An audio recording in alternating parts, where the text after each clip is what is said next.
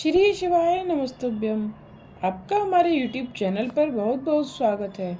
आज की कथा में हम विशेष रूप से कालिका की उत्पत्ति, श्री गौरी का मिलाप, सगुण निगुण के भेद, पाशुपत व्रत का रहस्य और उपमन्यु की भक्ति की कथा का श्रवण करेंगे।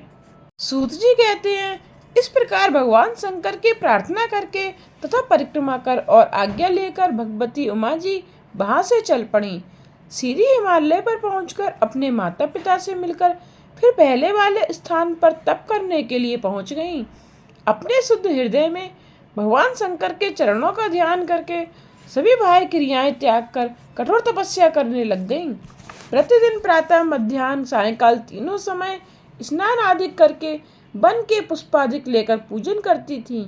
उनके ध्यान में यही भाव था कि स्वयं सदाशिव ब्रह्मा जी की मूर्ति में विराजमान होकर पधारें और मुझे इस तपस्या का फल प्रदान करें। इस प्रकार के पूजन ध्यान तप करते करते आपको बहुत सा समय व्यतीत हो गया। उस समय वहां एक उग्र सिंह आ पहुंचा। भगवती के निकट पहुंचकर वह भगवती माता को भक्षण करने के लिए तत्पर हुआ, किंतु भगवती के उग्र तेज प्रकाश के आगे उसकी एक भी न चली। वह मूर्ति जैसा वहां खड़ा का खड़ा रह गया। वह भूखा तो था ही, उसे अन्यत्र कहीं मांस नहीं मिल रहा था। भगवती के शरीर का लोभी होकर रात दिन भगवती को देखते देखते वहां खड़ा रहा। भगवती उमा जब उसे देखती तो अपने तन में यही धारणा कर लेती कि यह सिंह मेरा भक्त है, अन्य हिंसक जीवों से मेरी रक्षा करने के लिए यहाँ खड़ा रहता है। उस प्रकार की धारणा द्वारा उस सिंह के सभी पाप भगवती ने नाश कर दिए और उसे दया की दृष्टि दी, जिससे वह पाप मुक्त होकर भगवती के प्रभाव से भूख प्यास से छुटकारा पा गया। उसका जीवन सफल हो गया। फिर तो भगवती उमा जी की सेवा में तत्पर हो गया।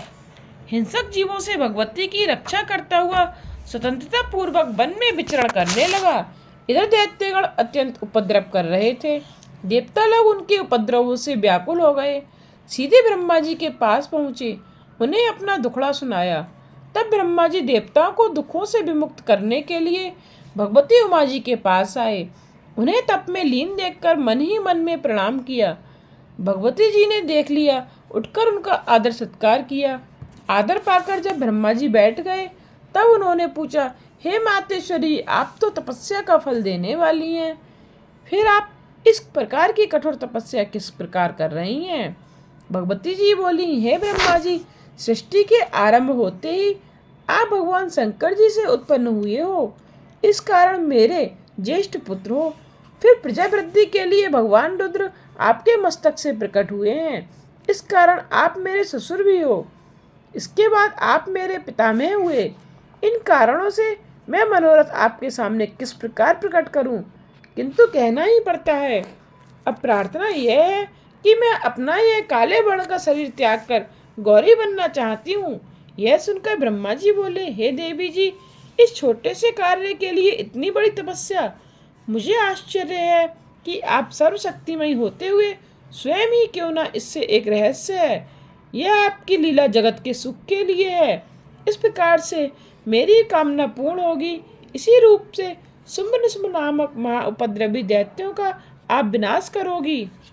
ये दोनों मुझसे वर पाकर महापराक्रमी हो रहे हैं, सारी प्रजा को दुखित कर रहे हैं, अतः आप गौरी का रूप धरकर इनका नाश करके जगत को सुखी करो। दोनों बिना आपके और किसी से नहीं मर सकेंगे।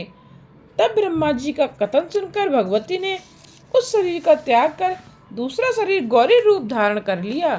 भगवती के उस देह द्वारा मेघों के समान श्याम वर्ण कौशिकी नामक कन्या उत्पन्न हुई। भगवती स्वयं माया स्वरूपिणी थी।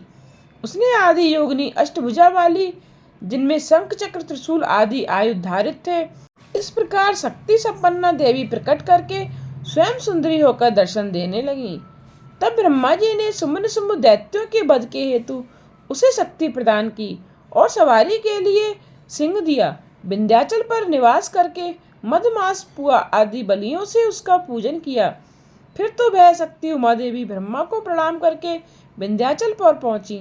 वहां आकर शुंभ निशुंभ दोनों दैत्यों का विनाश करके सभी देवताओं को सुखी कर दिया। वायु बोले, हे मुनियों, अपनी प्राचीन त्वचा द्वारा गौरी ने कौशिकी कालिका को उत्पन्न करके उसे ब्रह्मा जी के काम को पूर्ण करने के लिए लगा दिया। उसके बाद अपने सेवक उस सिंह पर दया करके उसके हित के लिए कहा, हे ब्रह्मा जी, यह सिंह मेरा परम भक्त है। यह तो तपस्या करते समय अन्य हिंसक जीवों से मेरी रक्षा किया करता था। इस कारण यह सदा के लिए मेरे ही पास रहे। इसका निवास मेरे ही राजभवन में होगा। अब मैं इसको भी साथ लेकर अपने घर जाना चाहती हूँ। मुझे आज्ञा प्रदान करें। इतना सुनकर ब्रह्मा जी बोले, हे जगदम्बे, यह तो आप सांप को अमृत पिला रही हो। मुझे तो यह कोई कपटी दैत्य मालूम होता है। इस प्रकार तो यह ऋषि मुनियों की एवं असंख्य जीवों की कई रूप बनाकर हिंसा किया करेगा। इसीलिए इसे अपने कर्मों पर ही छोड़ दें। तब गौरी जी बोली, हे ब्रह्मा जी, आपका कहना तो सत्य है, किंतु यह मेरी शरण में आ चुका है और निरंतर सेवा किया करता है, फिर किस प्रकार छोड़ा जाए। ब्रह्मा जी बोले, हे परम कल्याणी, मैं तो इसे कर्मों का फल भोगने वाला समझ रहा था। मुझे मालूम नहीं था ये आपकी भक्ति में रह चुका है और आपका परम भक्त है। यदि ऐसा है तो फिर यह निष्पाप है, आपका परम सेवा पात्र है। वायुदेव बोले, ब्रह्मा ऐसा कहकर वहां से अंतर ध्यान हो गए। उसके बाद श्री गौरी देवी जी अपने माता पिता के यहाँ से होकर सिंह को साथ लिए मंदराचल पर्वत पर भगवान शंकर के पास पहुंच गईं। वायुदेव बोले, हे ऋषियों, श्री गौरी जी ने अपने राजमहल में पहुंचकर भगवान शंकर की चरण वंदना की। तब शंकर जी ने श्री गौरी जी को अपने चरणों में उठाकर छाती से लगा दिया। श्री गौरी जी हंसते हंसते सैया पर विराजी।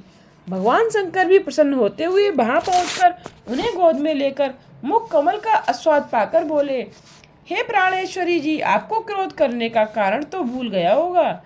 अपने स्वभाव से ही काली तथा गौरी रूप द्वारा मेरे मन को लुभा दिया है। हम दोनों का प्रेम तो साधारण जीवों की भांति नहीं, इस कारण हमारा परस्पर किसी प्रकार विद्वेष नहीं होना चाहिए। हम तो संसार के कारण एवं आधार हैं, इसी कारण हम दोनों मिलकर रहें, हमारा वियोग न होने पावे। इस प्रकार भगवान शंकर के वचन सुनकर गौरी जी कुछ शर्मा गईं। फिर कहने लगी, हे देवादिदेव, आपकी कृपा से मैंने कौशिकी नाम की एक कन्या उत्पन्न की है। वह अत्यंत रूप बल पराक्रम से युक्त है और उसी ने जाकर विंध्याचल की गुफा में युद्ध करके शुंभ निशुंभ दो दैत्यों का संहार किया है और यह वह शक्ति है जिसकी आराधना से मानवगण प्रत्यक्ष ही फल पाएंगे। ब्रह्मादिक देवता भी उसकी आराधना किया करेंगे, इसी के द्वारा लोकों की रक्षा होगी। श्री गौरी जी ने इतना कहकर फिर अपनी सखियों द्वारा सिंह को बुलवाकर सदाशिव से फिर कहा, हे स्वामिन, अब अपने अनुचर सिंह को मैं अपने साथ लेती आई हूँ। तपस्या करते समय मेरी सेवा तथा रक्षा किया करता था, अब उस पर भी आप अनुग्रह करें, यह मेरे द्वार पर द्वारपाल होकर बैठा रहे। वायु बोले, हे ऋषियों, इस प्रकार गौरी जी का नम्रता पूर्वक वचन सुनकर शंकर जी ने मुस्कुराकर सिंह को द्वारपाल के चिन्हों से सुशोभित कर दिया। फिर सोमनंदा नामक द्वारपाल को राजमहल का मुख्य द्वारपाल बना दिया। इसके बाद अनेकों आभूषण तथा वस्त्रों द्वारा श्री गौरी जी का अपने हाथों से श्रृंगार किया। वायु बोले, हे ऋषीश्वरों, भगवान शंकर जी का रूप तेज युक्त है, इसी कारण कठोर अग्नि रूप है, और श्री गौरी जी का कलेवर पर शांत अमृतमय चंद्र रूप है। इस प्रकार शांतमय है, इस तेज में अमृत ही अमृत है। यह विद्या एवं कला रस रूप सभी प्राणियों में सूक्ष्म रूप से विद्यमान है। सूर्य रूप तथा अग्नि रूप के कारण तेज दो प्रकार का है। इस प्रकार जल रूप एवं सोम रूप के कारण रस वृत्ति भी दो प्रकार की है। विद्युत आदि रूप वाला तेज है, मधुरता आदि रस है। इस प्रकार से तेज तथा रस सभी चराचर प्राणियों में विद्यमान है। देखो, अमृत अग्नि से पैदा होता है और अमृत से वृद्धि आती है। इसी कारण तो संसार सुख के लिए अग्नि में अमृत की आहुतियां दी जाती हैं। हवि के लिए अन्न पैदा होता है, अन्न वृद्धि के लिए वर्षा होती है, इसी कारण हवि वृद्धि देने वाली है।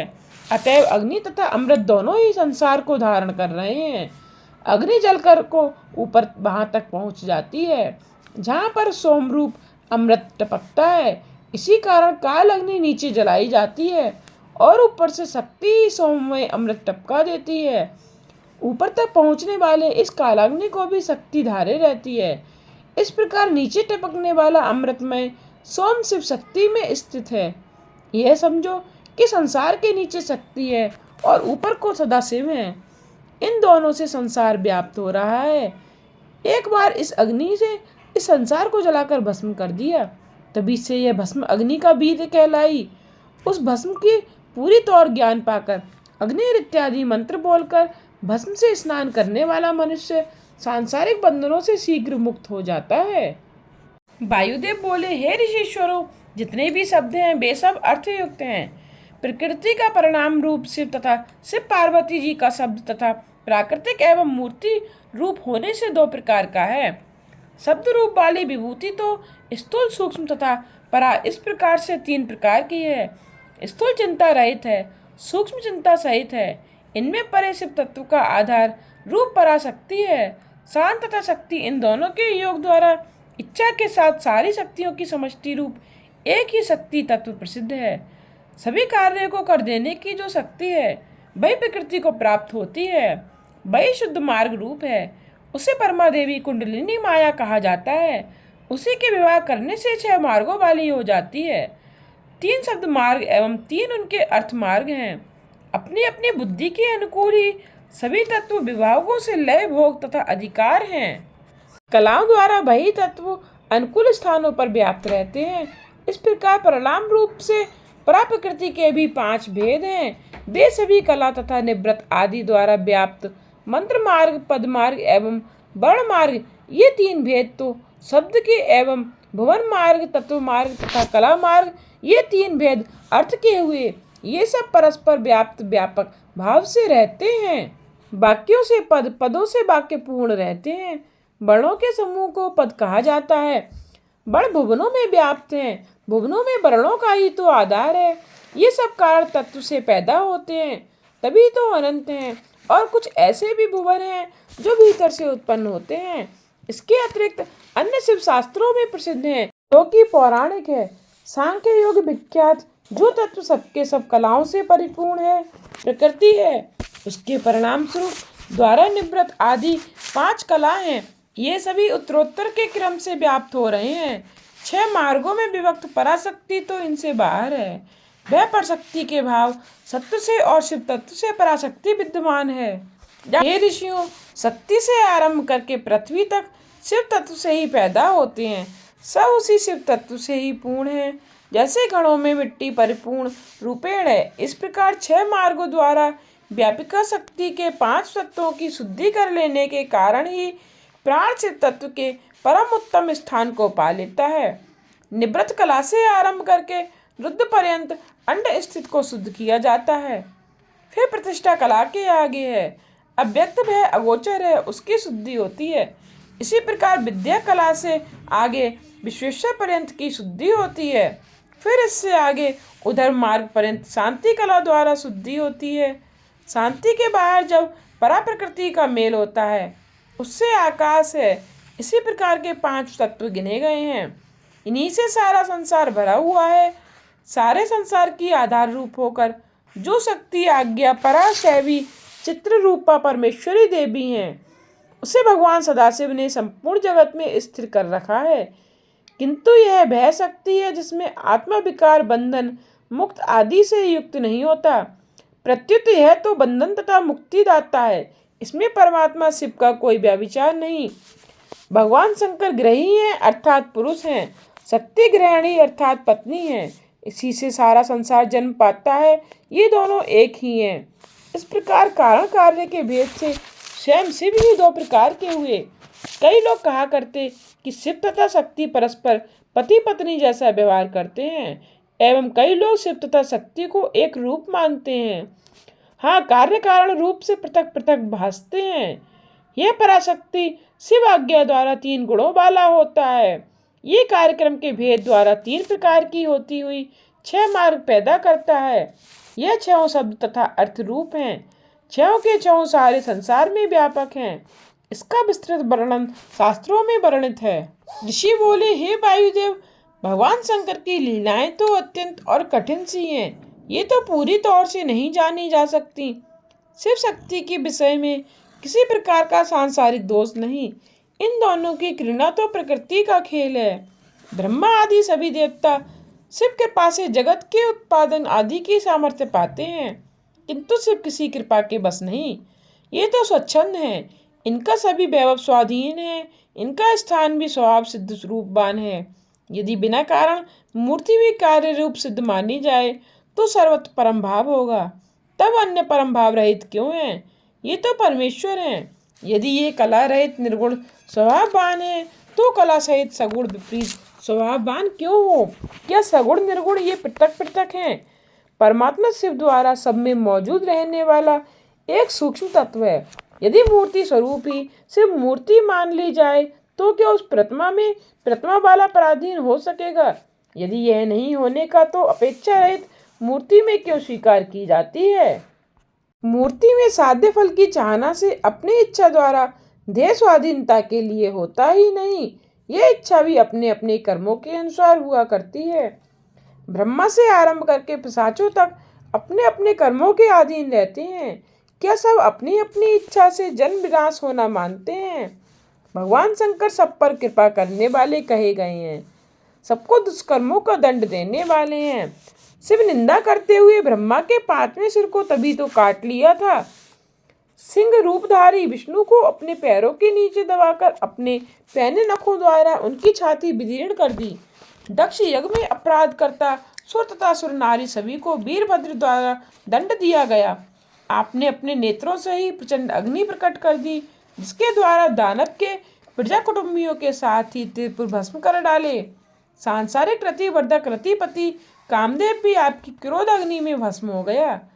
श्री देवी जी को समझते हुए बल पराक्रम द्वारा हवि रूप स्वाहा को अग्नि में उत्तेजित कर दिया। फिर अग्नि के अंश गंगा में समर्पित हुए। स्वाहा देवी स्त्री स्वरूपा मानी गई। सुमेरु पर्वत पर जाकर निवास करके उसे सोने जैसी कांति वाले शरीर से सुशोभित कर दिया। यही समझ लो कि उसे स्वर्ण का ही बना दिया। वहीं निवास करके देव जी के साथ अनेकों लीलाएं की। एक पुत्र भी वहां प्रकट हुए। वह दिव्य रूप तथा सौंदर्यवान बालक था। सुरासुर सभी उस बालक को देखकर मोहित हो गए थे। श्री से पार्वती जी ने उसे गोद में ले लिया और उसका मुख स्वादन लेने लगे। उस अवसर पर तपस्या करने वाले नर नारियों के मन मुग्ध हो गए। सभी तपस्या छोड़कर उस प्रसन्नता में नाचने लगे। उस बालक के खेल अद्भुत थे। माता पिता का प्रेम भी दिव्य था। शंकर जी पार्वती जी ने हंसते हुए बोले, हे प्रिय, लो इस बालक को स्तन्यपान कराओ। तब देवी जी ने भी बालक चूमकर अमृत समान स्तनपान कराया।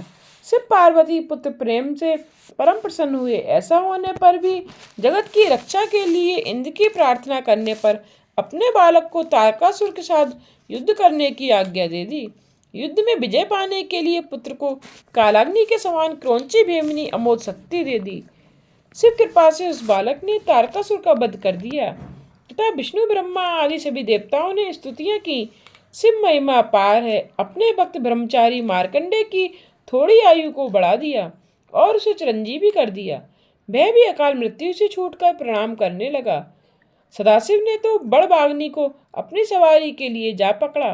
वृषवाहन होते हुए भी उसका गला प्रलय के समान पकड़कर उस पर चढ़ बैठे। इसीलिए परमात्मा शिव सगुण तथा निर्गुण दोनों ही स्वरूप वाले हैं। प्रारब्ध के सभी कर्म जाल से भी निवृत्त कर सकते हैं और कोई भी देवता नहीं कर सकता है।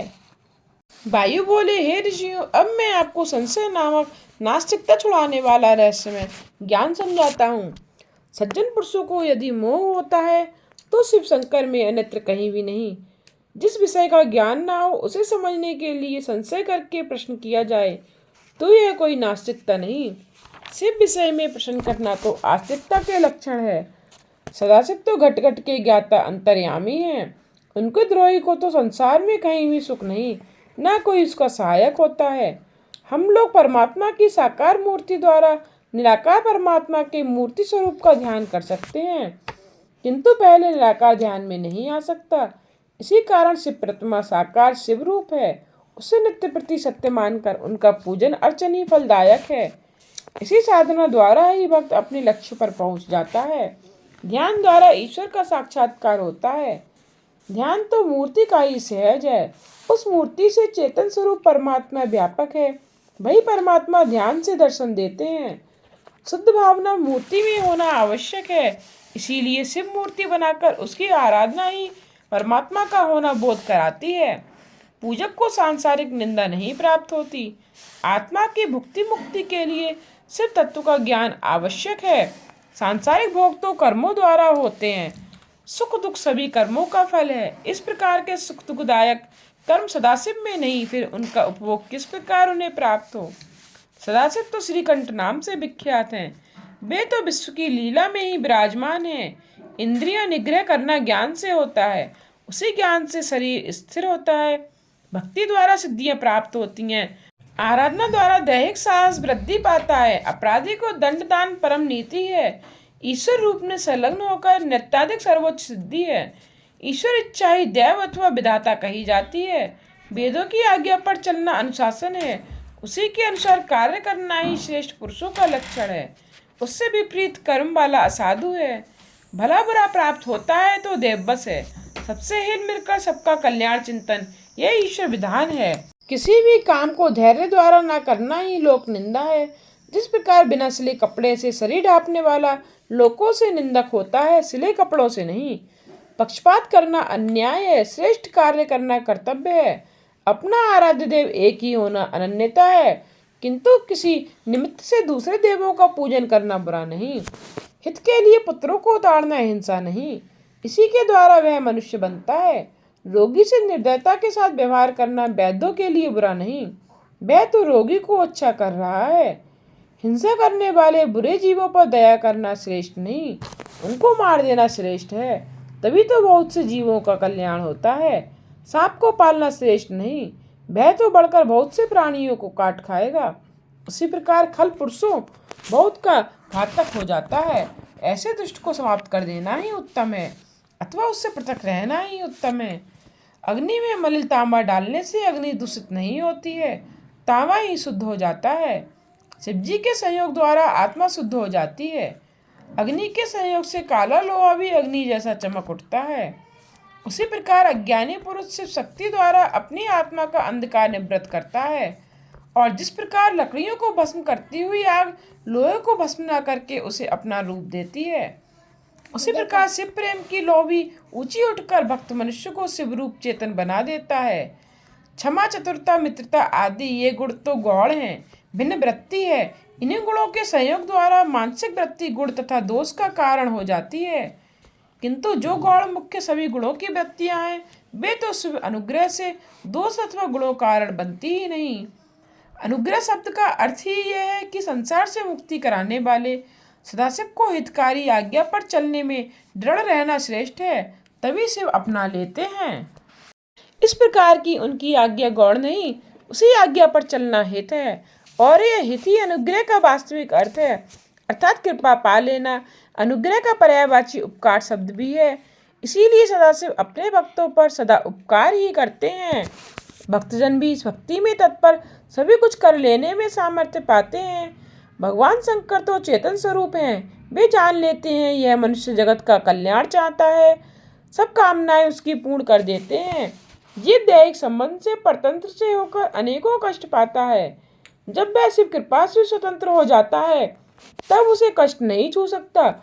जीवात्मा तो अमर है, ना उसे कोई शस्त्र काट सकता है, न अग्नि जला सकती है, वायु भी उसको सुखा नहीं सकती, फिर उससे दुख आएगा। तो देह संबंध से ही भोग भोगता रहता है। सुकर्म एवं कुकर्म के भेद दो प्रकार के कर्म हैं। पूजन पाठ भजन अपने जीवन सुधारने के उत्तम उपाय से सब सुकर्म है। लोक निंदनीय सभी कर्म कुकर्म है।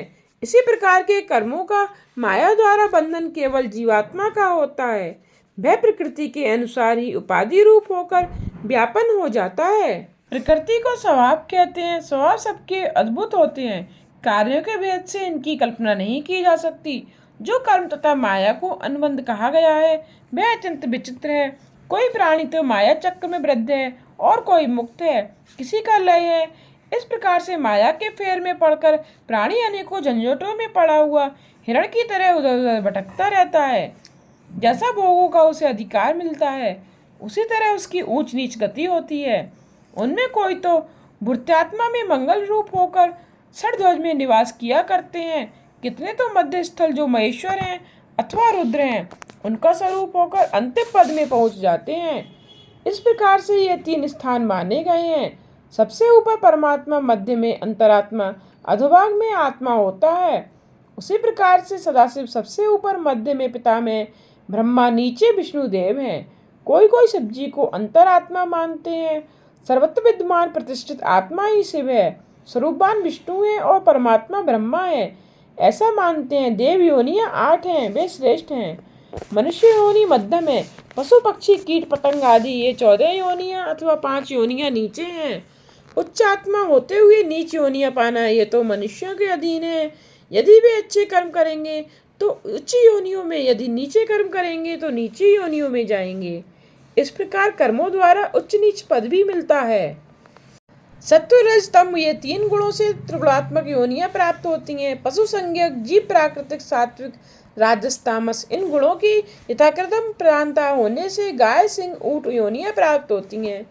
इसी प्रकार पक्षी, सर्प, कृमि, कीट पतंग आदि की योनियां भी समझना चाहिए।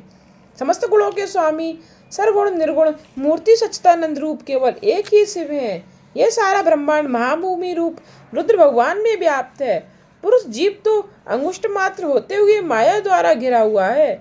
माया का चक्र तो रथ के चक्र की तरह घूमा रहता है, कभी ऊपर चला जाता है तो कभी नीचे। इसी प्रकार जीव अनेकों कौटुंबिक संबंध से यातनाएं भोगता है। बिना शिव कृपा के कभी भी उसका उस चक्र से मोक्ष नहीं होता। इसका परिणाम यह निकलता है कि वह जीव पुरुष आवागमन के चक्र से उलझकर रोगों का घर हो जाता है। उसके 3 प्रकार के ताप चिपट जाते हैं। इन तापों के निवारण सच्चे वैद्य तो शिव शंकर हैं। उनकी प्रार्थना अर्चना करने पर ही भक्त का निवारक औषधि मिल पाती है, अन्यथा नहीं। उनकी तो केवल नामोच्चारण ही परम औषधि है, सब दुखों को मिटा देती है। शारीरिक रोगों का निवारण जैसे वैद्यों की औषधि होती है, उसी प्रकार संसार भव के अनंत दुखों के नाशक, भव बंधुओं से मुक्त कराने वाले परम वैद्य तो सदाशिव हैं। ये परम वैद्य सर्वप्रथम जीवी के मूल का नाश करते हैं, फिर जीव के निर्मल हो जाने पर उसे वह शक्ति देते हैं जिसके द्वारा वह माया से तर जाता है, फिर शिव सानिध्य पा लेता है। जिस प्रकार लोह कर्षक चुंबक लोहे को दूर से आकर्षित कर लेता है, वैसे ही भक्तों की पुकार भी चुंबक होकर परमात्मा को अपनी ओर आकर्षित कर लेती है। भगवान शंकर जी की एक आत्मिक शक्ति है, वह सदैव शिव माया तत्पर रहती है। भई शिव भक्ति सदाशिव के विचार के अनुसार जीवों को सत्कार्यों में लगा देती है।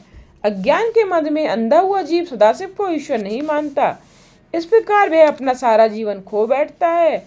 सदाशिव तो जहाँ बुद्धि की सभ्यता नहीं, सूर्य चंद्र की गति जहाँ पहुँच नहीं पाती, वह ज्योति रूप भगवान सदाशिव वहाँ ईश्वर भक्ति द्वारा भक्तों के पास आकर्षित होकर आते हैं।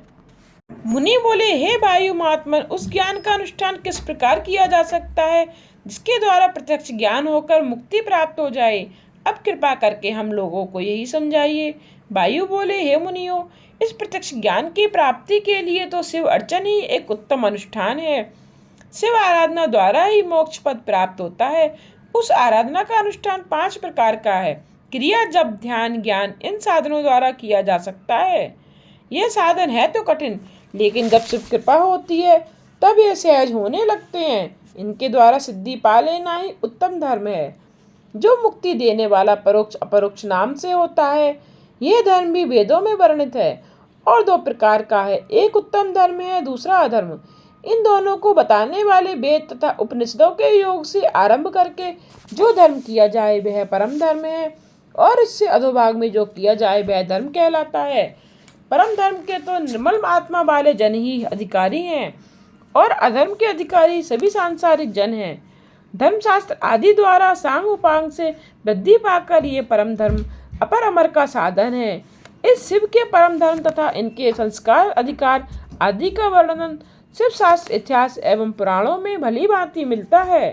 शिव शास्त्र स्मृति नाम से 2 प्रकार के हैं। वेदों के तत्वरूप स्रोत शास्त्र हैं और दूसरे स्वाधीन स्मार्त शास्त्र हैं। ये स्वाधीन स्मार्त शास्त्र प्रथम 10 प्रकार के थे, उसके बाद कामिनी आदि नामक सिद्धांत प्रसिद्ध हुए। वेद तत्वरूप जो स्रोत शास्त्र हैं उनमें पाशुपति व्रत तथा परम ज्ञान का वर्णन है। इस प्रकार के उसका विस्तार 1 अरब के लगभग हो जाता है।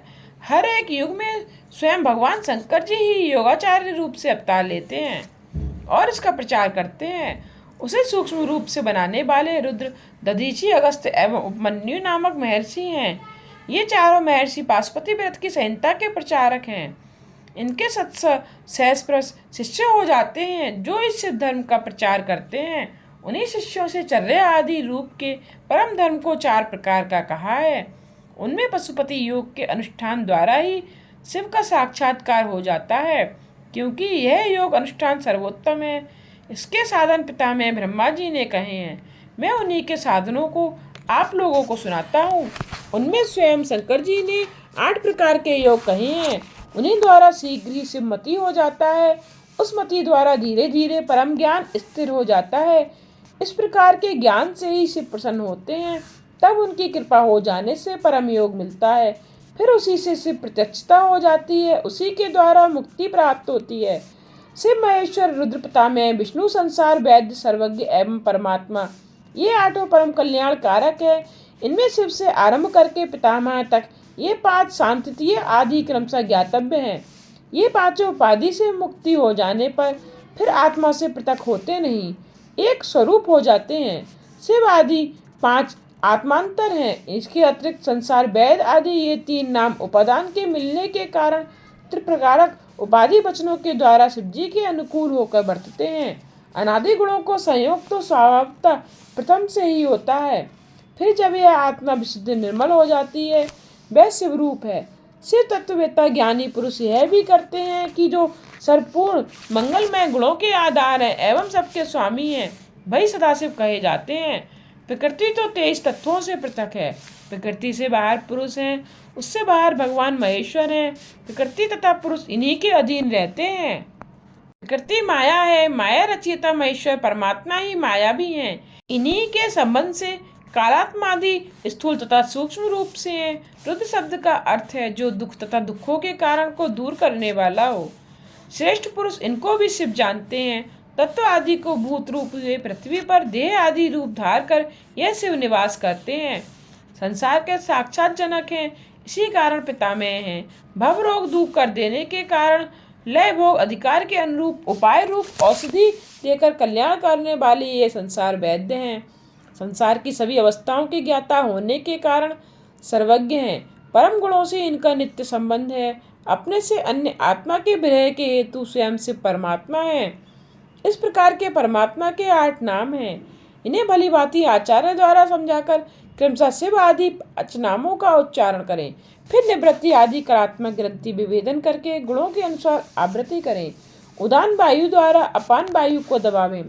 फिर मूलाधार से वायु उठाकर उसके द्वारा मस्तक पर प्रहार करता हुआ प्राण वायु को चलाकर क्रमशः उसके हृदय, कंठ, तालु, भ्रकुटियों के मध्य ब्रह्मानंद के साथ 8 रूपों की पुरी को छेद कर सुषुम्ना नाड़ी द्वारा आत्मा को 12 दलों के मध्य में रहने वाले चंद्र में ले जाकर इसके ऊपर शिव का प्रहार है। उसमें अपनी आत्मा को लय करके अपने वमन का संहार कर दें। फिर शक्ति रूप अमृत से सिंचित शरीर में जन्म पाकर अमृत रूप अपने प्राणों को हृदय में बाह्य दल के मध्य में रहने वाले चंद्र के आगे श्वेत कमल में विराजने वाले भक्तों पर कृपालु भगवान शंकर का ध्यान करें। शिव आदि 8 नाम उच्चारण करें। भावमय पुष्पों द्वारा पूजन करना चाहिए। उसके प्राण वहीं स्थापित करके स्थित चित्त होकर शिवजी के 8 नामों का जपन करें। नाभि के मध्य में शिवजी के 8 नाम धारण करके इस प्रकार 8 आहुतियां देकर फिर पूर्णाहुति देकर प्रणाम करके 8 फूल चढ़ावें। फिर बाली का पूजन करें। उसके बाद चुलुआ जल मार्ग द्वारा अपनी आत्मा शिवजी को समर्पण करें। इस प्रकार की क्रिया द्वारा अल्पकाल में परम ज्ञान प्राप्त हो जाता है। वायु बोले, हे ऋषिगण, अब मैं आपको अथर्वसरस उपनिषद में आए पाशुपत व्रत के रहस्य को समझाता हूँ। इस व्रत को किसी वन अथवा उपवन में जाकर चैत्र की पूर्णिमा तिथि के दिन करना चाहिए।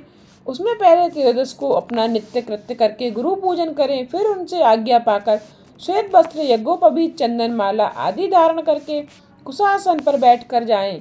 हाथ में मुट्ठी भर कुशा ले लें। फिर उत्तराभिमुख होकर 3 प्राणायाम करें। श्री पार्वती जी के साथ सिर ध्यान में संलग्न होकर जितने दिन के व्रत की इच्छा हो उतने दिन पर्यंत व्रत करने का संकल्प ले लें। जैसा कि मरण विधि 1, 2, 3 वर्ष, 1, 2, 6 महीने, 1, 2, 3 दिन इत्यादि उनके काल का संकल्प करें। विधि पूर्वक ब्राज हवन के लिए अग्नि स्थापना करें। उसमें समिधा अथवा चरु की आहुतियां करें, इसके द्वारा पाप नष्ट हो जाते हैं। इस हवन के मूल मंत्र बोलकर हवन करें। ध्यान तो देह के तत्व को शोधन के लिए हो। उसके बाद मंत्र द्वारा गोबर का एक गोला बनाकर अग्नि में स्थापित करें। भोजन हविष्य अन्न का करना चाहिए। दूसरे दिन चतुर्दशी को भी त्रयोदशी के पूजन की भांति हवन पूजन करें, किंतु भोजन ना करें। फिर पूर्णिमा के दिन वैसे ही पूजन हवन करके रुद्राग्नि बुझा दें, उसकी भस्म ग्रहण करें। तब जटा धार कर शिकारियों जैसे वेश में स्नान करें। यदि लोक लज्जा ना हो तो दिगंबर होकर नहावे, नहीं तो कोई टाट का टुकड़ा या चमड़ा लपेट ले अथवा वृक्ष के बलकल की लंगोटी लगावे। फिर मेखला दंड धारण करें, पैर धोकर 2 आचमन करें अथवा वेद के अग्नि इत्यादि 6 मंत्र बोलें। क्रमशः 6 अंगों में ओम शिव ऐसा कहकर शरीर भस्म लगावे। त्रयायुष जमदाग्नि इस मंत्र से मस्तक पर भस्म का त्रिपुंड लगावे।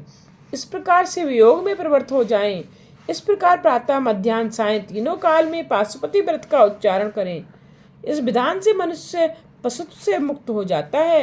इसके बाद स्वर्ण का अष्टबल का कमल का आसन बनावे। उसकी 9 रत्नों से रचित शरयुक्त कली हो, इसके कमल का आसन बनावे। यदि पास में धन ना हो तो श्वेत कमल पर अथवा अपने भावना में कमलासन पर भगवान शंकर की कल्पना करें कि वे विराजमान हैं। उस कमल की कलियों में स्फटिक के पंचमुख वाले शिवलिंग की स्थापना करके विधान से पूजन करें। आह्वान, आसन, पाद्य, अर्घ्य, आचमन आदि कराकर फिर दूध, दही, शर्करा, मधु आदि पंचामृत से भिन्न भिन्न करके स्नान करावें। फिर सहस्पर्श घटजलों से स्नान करावें। उसके बाद रोरी, चंदन, सुगंधित पुष्पों को लेकर दूध, चावल, धूप, दीपक, नैवेद्य आदि चढ़ावें। उसके बाद 1800 अथवा 108 कमल एवं बेलपत्रों से इससे पूजन करें। क्रमशः शिव जी के 4 मुखों की धूप, दीप आदि से पूजन करके अर्घ्य आचमन प्रदान करें। फिर प्रथम आवरण में गणपति स्वामी कार्तिक का पूजन करके ब्रह्मा आदि देव पूजन करें। द्वितीय आवरण में विघ्नेश्वर का पूजन करें। तीसरे में भव आदि शिव जी की 8 मूर्तियों की पूजा करें। कमल से बाहर 5 आवरण में अस्त्र एवं अनुचरों के साथ 10 दिक्पाल तथा ब्रह्मा जी के सारे मरीच आदि मानस पुत्र, ग्रह, नक्षत्र, सभी मुनि, योगी, यज्ञमार्थ के गणों के साथ क्षेत्रपाल, सभी चराचर आदि की पूजा करें। शिव भक्त सदा गुरुजनों का यथोचित पूजन करें। अनेकों वस्तुएं देकर उन्हें संतुष्ट करें। व्रत में तो दुग्ध, फल, फूल आदि ग्रहण करें। रात के समय कुछ न कुछ आहार कर लें। भूमि पर शयन करें। घात तृणाविका शैया बिस्तर बना लें। मृग चर्म अथवा सिंह चर्म होने पर व्रतधारी उस पर सो जाएं। रविवार, आर्द्रा नक्षत्र, पूर्णमासी, अमावस्या, चतुर्दशी, अष्टमी इन तिथियों में उपवास करें। अपवित्र अभक्ष्य वस्तुओं से भिन्न रहें। अहिंसा, व्रत, दान स्वभाव में संलग्न होकर शांति एवं तप का अभ्यास करता रहे। इससे तीनों काल स्नान, भस्म धारण एवं नैतिक कार्य समझें। इस प्रकार यह व्रत का विधान अत्यंत सूक्ष्म रूप से बता दिया गया है। अब हर एक महीने की अवधि विधि कही जाती है। वैशाख में हीरे का लिंग हो, जेठ में मरकत का, आषाढ़ में आसोज में गोनेद मणि का, मोतियों का, श्रावण में नीलम का, भादो में पदम राग मणि का, कार्तिक में मूंगे का, मगसिर में भैवूडूर्य मणि का, पौष में पुखराज का, माघ में सूर्यकांत मणि का, फागुन में चंद्रकांत मणि का, चैत्र में रत्नों का तथा अधिक मास में स्वर्ण का लिंग बनवावे। सोने की अथवा चांदी की मूर्ति में ऊपर कहीं धातुओं को जटिल कराकर इस प्रकार लिंग बनवावे। यदि शिव भक्त को धन की सामर्थ्य ना हो तो किसी प्रकार का लिंग बनाकर उपरोक्त वस्तुओं का केवल ध्यान ही कर लें। शिवलिंग पाषाण अथवा मृतिका का भी बनाया जा सकता है। शिवलिंगों की सुगंधित द्रव्यों से पूजा करें। फिर चीर, मेखला, जटा, दंड आदि करके विधि पूर्वक पंचाक्षर मंत्रों द्वारा विसर्जन करें। मृत्यु होने तक सावधानी पूर्वक शिवव्रती इस प्रकार दीक्षा ग्रहण करें। इस प्रकार का नैष्टिक व्रतधारी कहा जाता है। मुमुक्षुजन पाशुपात व्रती तप के प्रभाव से परम पद पाते हैं। जो 12 दिनों तक निराहार रहते हैं वे तो तीव्र व्रती, नैष्टिक व्रती तुल्य समझे जाते हैं। ऋषि बोले, हे वायुदेव, अब आप कृपा करके शिव के परम भक्त धौम्य के बड़े भाई उपमन्यु, जो बचपन से ही शिव भक्त हुए हैं, उनकी कथा सुनाइए। वायु बोले, हे मुनियो, उपमन्यु बालकपन से ही परम तपस्वी हुए हैं। इनका पहला जन्म भी तपस्या सिद्ध था। उसी संस्कार से यह इस जन्म में भी सिद्ध तपस्वी हुए। ये परम तपस्वी व्याघ्रपाद मुनि के पुत्र थे। इस पर शिव जी की अपूर्व कृपा हुई, जिससे ये तपस्वियों में अग्रणीय सिद्ध हुए। भगवान शंकर जी ने अपने पुत्र गणेश एवं कार्तिक स्वामी जी के साथ साथ इनको भी शरीर का समुद्र प्रदान कर दिया। शंकर जी की कृपा के द्वारा ही सभी शास्त्र इनको अधिगत हुए, ज्ञान प्राप्ति हुई। धारण शक्ति तो इनमें बालकपन से सिद्ध थी। एक दिन बालकपन में उपमन्यु ने दूध के लिए हट किया, किंतु आश्रम में धन न होने के कारण दूध कहाँ। तब उपमन्यु के हटके करने पर माता रो उठी और पुत्र से बोली, हे पुत्र, दूध कहाँ है। उपमन्यु ने कहा, अभी अभी मेरे भ्राता ने भी तो दूध पी लिया है, उसे कहाँ से मिल गया, इसलिए मुझे भी गाय का स्वादिष्ट दूध दो। तब तो माता व्याकुल होकर अपने पुत्र को गोदी में लेकर बोली, पुत्र घबरा नहीं, दूध भी मिल जाएगा। इतना सुनकर बालक ने और विशेष हट किया, रोने लग गया, मुझे भी दूध दो। किंतु माता समझाए तो उसको किस प्रकार समझाए। वह बेचारी कल्पती हुई घर में पहुंची, भुने हुए गेहूं को पीसकर उस चूर्ण को पानी में घोल कर ले आई और बोली, यह लो दूध। बालक ने उसके 2 घूंट पिए, फिर बोला, माताजी यह तो दूध अच्छा नहीं, मैं नहीं पीता। यह देखकर माता अत्यंत दुखी हुई, पुत्र का सिर सूंघकर रोते रोते उससे बोली, पुत्र संसार में दूध की कमी नहीं, रत्न धन सोना भी है, किंतु भाग्यहीन पुरुषों को नहीं मिलता। सिर्फ भक्ति के बिना किसी भी वस्तु की प्राप्ति नहीं होती। राज्य भोग, दूध का पीना, उत्तम पदार्थ, स्वर्ग सुख आदि केवल उनकी कृपा से प्राप्त होते हैं। हे पुत्र, हम लोग वन में रहने वालों को दूध कहाँ से प्राप्त हो। तू रोता क्यों है, इससे तो मैं अत्यंत दुख पाती हूँ। वायु बोले। इस प्रकार माता के दुख भरे वचन सुनकर बालक ने धैर्य धारण करके कहा, हे माता जी, तुम दुखी ना हो और मैं अब शिव को प्रसन्न करके ही दूध प्राप्त करूँगा। किंतु इतना कह दो, वह शिव मिलते कहाँ हैं। उनके पास बहुत सी गायें होंगी, मैं उनसे एक गाय तो अवश्य मांग लाऊंगा। उस प्रकार बालक के प्रिय वचन सुनकर माता समझाती हुई उससे बोली, पुत्र शिव तो सभी जगह हैं, जहाँ पर भी उन्हें पुकारो झट वहीं मिल जाते हैं। सारे संसार के रचने वाले तो सदाशिव हैं तथा सबकी रक्षा करने वाले भी सदाशिव हैं, सबको दूध पिलाने वाले भी सदाशिव हैं। उनको ओम नमः शिवाय मंत्र द्वारा प्रसन्न करना चाहिए, इसी मंत्र द्वारा सभी सिद्धि प्राप्त होती हैं। अब इस प्रकार माता ने बालक उपमन्यु को समझाया, तब वह चुप होकर सो गया। फिर माता उसके पास सो गई। उसके बाद आधी रात के समय एकदम से बालक की आंख खुल गई। उसने द्वार के पास ही साक्षात शिव के दर्शन किए, जिन्होंने दूध का पात्र भरकर अपने हाथ में उठाया हुआ था और उसे बुला रहे थे। ऐसा देखकर उपमन्यु उठा और दरवाजे तक पहुंचा, किंतु सदाशिव झट वहां से अंतर्ध्यान हो गए। बालक ने विचार किया, कहीं सदाशिव बाहर ना चले गए हों। फिर वह भी घर से बाहर निकल आया, बाहर भी शिव दिखाई न दिए। बालक ओम नमः शिवाय बोलते बोलते वन की ओर चल पड़ा। कुछ दूर पहुंचने पर उसे सुनाई पड़ा, बालक तुम्हारा कल्याण हो। बालक इधर उधर देखने लग गया, अपने मन में विचारने लगा कि अब तो अवश्य ही दूध मिलेगा। इस प्रकार की पुकार तो सदाशिव की ही है। कुछ आगे चलकर उसे एक शिवालय दिखाई दिया। बालक ने उसमें प्रवेश करके शिवलिंग के दर्शन किए, फिर विचार किए कि अवश्य ही शिवलिंग के पीछे हुए हैं। तब वो रोकर उस छिपी हुई मूर्ति से दूध मांगने लगा। उस समय माता की सभी बातें उसे स्मरण हो आईं। उन्हें स्मरण करके ओम नमः शिवाय मंत्र जपने लगा। शिव मूर्ति से लिपट भी गया, फिर तो अपने शरीर का ध्यान ही ना रहा। 3 दिन गुजर गए, उसी मूर्ति से लिपटा रहा। इधर माता सोकर उठी, अपने बालक को देखकर रोती चिल्लाती वन में जाकर ढूंढने लगी। उस समय बालक भूख प्यास से व्याकुल होते हुए भी मंत्र उच्चारण में लगा हुआ था। वहां एक पिशाच भी आ पहुंचा। उस बेहोश बालक को देखकर वह विकराल पिशाच उसे उठा ले गया। पिशाच एक पर्वत की कंदरा के पास बैठकर भूख के कारण जब उसे मारने के लिए तैयार हुआ, तो शिव कृपा से वहां एक भयानक सांप ने पहुंचकर पिशाच को ढस लिया। वह बालक उससे छूटकर नीचे गिर गया, किंतु उसे कोई भी चोट नहीं आई। फिर उसकी आंख खुलने पर शिव मूर्ति न देखकर बहुत ही व्याकुल हुआ। फिर उसी वन में शिव को ढूंढने लगा। उस बालक ने केवल 5 दिन में निराहार रहकर प्रसन्न कर लिया। वायु जी बोले, हे ऋषियों, उस समय बालक का गला सूख गया था। निर्मल हो जाने के कारण मृत्यु उसके पास ही थी। इधर भक्त वत्सल शिव ने भी कुछ खाया पिया नहीं। वहां से चलते हुए सदाशिव से पार्वती जी ने पूछा, हे स्वामी, अब बिना खाए पिए किधर चल पड़े? कोई ऐसा प्रिय भक्त तो नहीं पुकार रहा? यह सुनकर महादेव जी बोले, यह बालक मुझे सूखे गले से पुकार रहा है और उसकी माता भी रोते बिलखती हुई उसे इधर उधर ढूंढ रही है। हे प्रिय, मैं तो उसी के पास जा रहा हूँ। सदाशिव इस प्रकार अभी कह ही रहे थे कि उसी समय ब्रह्मा विष्णु आदि सभी देवता शिव जी के पास पहुंचकर बोले, हे नाथ, संसार में यह अमंगलकारक दुर्भिक्ष क्यों पड़ रहा है, जिससे सर्वत्र हाहाकार मच रहा है। हम लोग भी व्याकुल हो रहे हैं। तब विष्णु जी सभी कुछ जानते हुए बोले, हे देव, यह पूछने के लिए इन देवताओं को साथ लेकर हम आपके पास आए हैं। अब आप ही कृपा करके इस दुख का निवारण करें। इतनी बात सुनकर सदाशिव बोले, हे देवताओं तथा विष्णु जी, उपमन्यु नामक बालक का तप पूर्ण हो चुका है। अब मैं उसी का दुख दूर करने जा रहा हूँ। उसका दुख दूर होते ही आप सबका कष्ट विव्रत हो जाएगा। अब इस समय आप लोग निश्चिंता पूर्वक अपने अपने धाम को जाओ।